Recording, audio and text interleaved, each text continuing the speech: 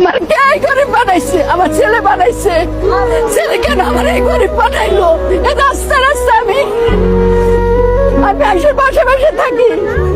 এমনও সময় চাই আমি মানুষের তো কুচ্ছা তুলে বাদ খাই। এমনও সময় চাই। আজকে 4 বছর হয় কোনদিন আমার ছেলে বললো না যে তোমার মা তোমার 10টা টাকা দিলাম। বোঝা গেছে কয় নাই যে মা তোমার 10টা টাকা দিলাম, কোনদিন বলে নাই। আমার ঘরে 3টা কাজের বুয়া ছিল, আমার দারোয়ান ছিল, আমার ড্রাইভার ছিল, আমার সংসার কত বড় সংসার ছিল। মেহমান অতীত পুরা মতলব খানার মেহমান আমার ঘরে। আমি এমনও সবাই গেছে এক বেলার ভাত আমি 5 বার ভাগ করছি। 3-4 জন আইসে খাওয়াইছি, আবার 3-4 জন আইসে খাওয়াইছি।